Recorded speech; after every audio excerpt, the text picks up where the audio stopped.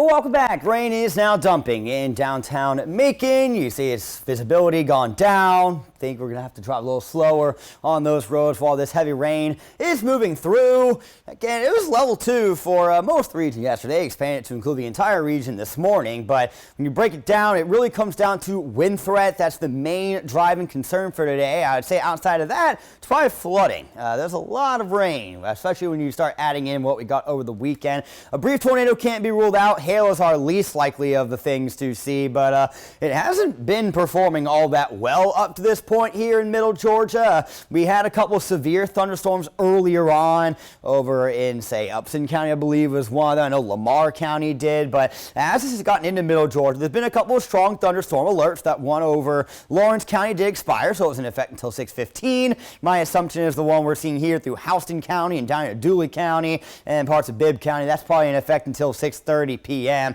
Now, these storms out in the front over the southeastern counties should be making the air a little more stable ahead of this line, meaning it should dilute the potential for severe weather. However, as these storms do get absorbed into the line, it will be something to watch to see if anything maybe has a chance to spin up. Again, the odds are not going to be in favor of it, but it's not an impossibility. You do see that the southern counties, this is just rain from today, there are spots that have gotten more than an inch. In fact, it looks like there might be part of Wheeler County that's maybe gotten more than 2 inches of rain so far. You see Butler at an inch and a third, Roberta's approaching an inch, and again, still plenty more coming in from the west. These numbers will certainly not conclusive. Tonight at 11, we'll do the rain totals from like fully today as well as maybe the whole thing like the last 5 days to kind of see where we're at. So if you do have supper time plans that aren't at home, if you have things you got to do through this evening, have that rain gear handy. Be weather aware, of course. 67 for the overnight low tonight with that wind out of the east-northeast, and yes, some lingering rain will most certainly be possible through the overnight hours tonight.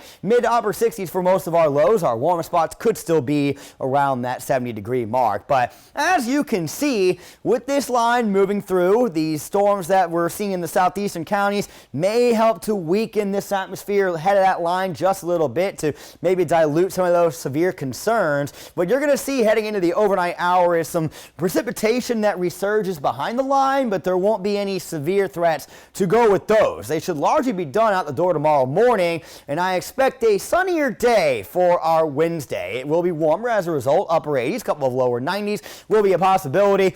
And rain chances will be down into the late evening and overnight. Now, I do want to point out that there is a level 1 for the entire region tomorrow, and that again could still be in effect for the overnight hours when a couple of isolated storms will be possible. But in terms of just overall rain chances tomorrow, they will take a step back from today, especially, and from yesterday. But then we get into Thursday, and those odds are going to spike again. We're seeing a lot of storms starting to pop up as we go into lunchtime, and it's just becoming a mess as we go into the evening. And Friday, a cold front is coming through, and that'll spur on even more storm chances to end the work week. Here's the aforementioned level 1 for tomorrow. So even though storms will be pretty isolated in nature, the strongest ones could realistically have a couple of wind gusts or maybe some small hail with them. 86 for the high tomorrow. Again, a little more sun is expected. That wind will be gentle still coming in from the west-southwest. I'll have your extended forecast coming up in 10 seconds.